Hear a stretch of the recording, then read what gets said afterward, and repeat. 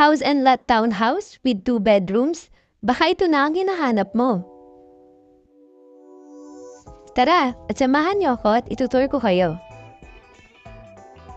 At pagpasok natin, may kita agad natin ang living area and dining area and the kitchen area. At ito naman po ang ating toilet and bath. Tara't samahan niyo naman ako sa taas.